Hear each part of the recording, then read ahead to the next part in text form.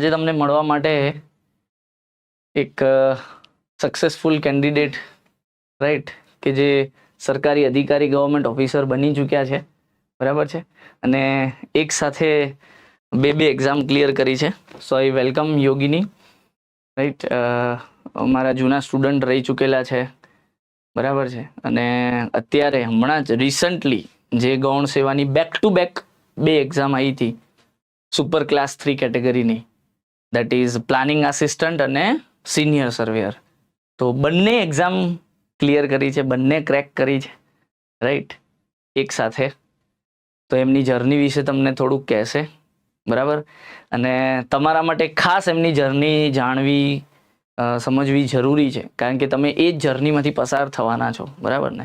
તમે પણ ક્લાસ 3ની એક્ઝામની તૈયારી કરવાનું વિચારી રહ્યા છો, કરી રહ્યા છો, શરૂઆત કરી દીધી છે, ત્યાં ઘણા હજુ કન્ફ્યુઝનમાં હોય જે યુટ્યુબમાં જોઈ રહ્યા છે, રાઈટ. તો એમના માટે આ જર્ની જાણવી ખૂબ જરૂરી છે. હું તો આઈ થિંક 2020થી ઓળખું છું અને 2020થી એની જર્ની મને ખ્યાલ છે, બરાબર. Okay, yes. તો એકવાર તો પહેલા કોંગ્રેચ્યુલેશન થઈ જાય ભાઈ, બરાબર છે. તો હું હવે એમને સેશન હેન્ડ ઓવર કરું છું, બરાબર. થોડુંક નજીક રાખજો. ઓકે. ફર્સ્ટ ઓફ ઓલ, મેં મારી જર્ની સ્ટાર્ટ કરી હતી 2021માં. મારું ડિગ્રી કમ્પ્લીટ થયું 2021માં. તો આફ્ટર ધેટ મેં નક્કી કર્યું કે ગવર્મેન્ટ એક્ઝામની પ્રિપેરેશન સ્ટાર્ટ કરીએ એમ.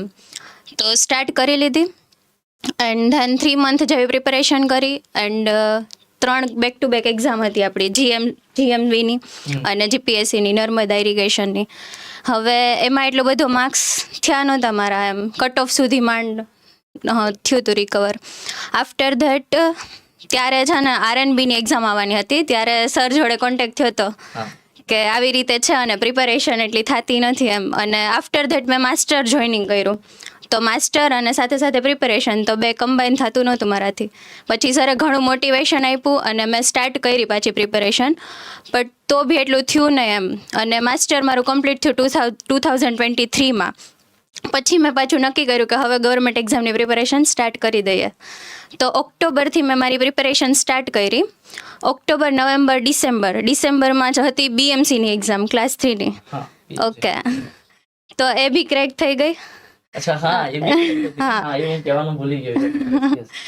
પછી પ્લાનિંગ આસિસ્ટન્ટની હતી. તો હવે પ્લાનિંગ આસિસ્ટન્ટની પ્રિપેરેશન તો સ્ટાર્ટ કરી, પણ એનો સિલેબસ બહુ ઘણો એમ ડિફરન્ટ હતો. હા, આપણે જે નોર્મલ પ્રિપેરેશન કરીએ ને એનાથી. અને જાતે જ મેં સ્ટાર્ટ કર્યું બધું કે કેવી રીતે કરવું. પછી એવી રીતે ત્યારે જ સરે બેચ ચાલુ કરી હતી વેબ સંકુલમાં, સંજીવની બેચ. એના કરંટ અફેર્સ ને બધું હતું, તો એ બધું મેં બેક ટુ બેક બધા લેક્ચર્સ જોયા. અને આફ્ટર ધેટ એક લેક્ચર હતો, એમાં સર એવું બોલેલા, મોટિવેશન આખું હતું તમારું.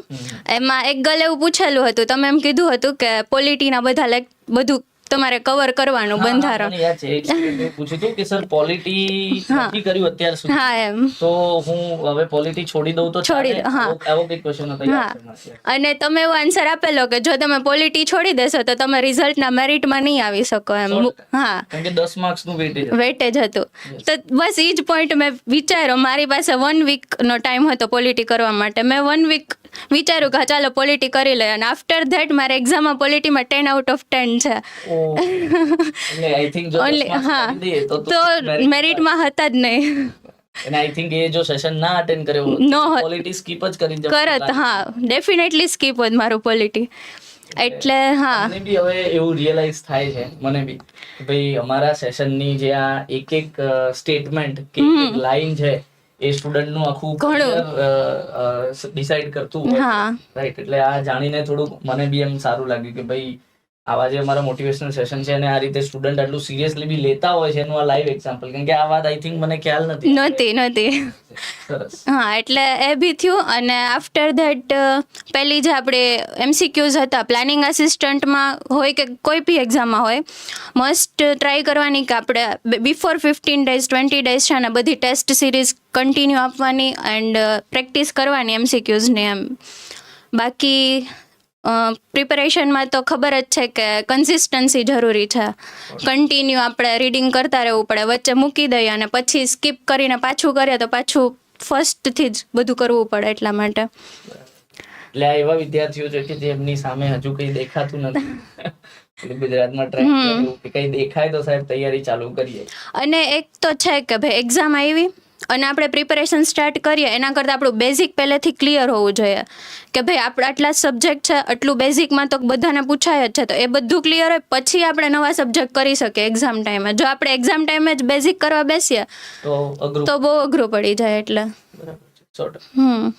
એટલે તારું તો ક્લાસ 2 ની તૈયારી કરેલી અને બેનિફિશિયલ. હા એ જ મેઇન. પાયો બની ગયો તો. હા, અને મેં માસ્ટર કરેલું તો એનું બી ઘણું ફાયદો થયો હતો પ્લાનિંગ આસિસ્ટન્ટમાં. સરસ. તો તમે જોઈ શકો છો કે ભાઈ આમ 2020-21 થી જર્ની ચાલુ કરી હોય અને હવે અત્યારે આમ લાગે કે ભાઈ ઘણા વર્ષો સુધી કે કાંઈ નહીં થઈ રહ્યું. એને બી એવા વિચારો આવ્યા હશે, એને બી એવું ડાઉનફોલ આવ્યો હશે. બરાબર. માસ્ટર્સ ચાલુ કર્યું પછી બી એવું થાય કે હવે તો એમટેક બી પતી ગયું, પણ વોટ નેક્સ્ટ.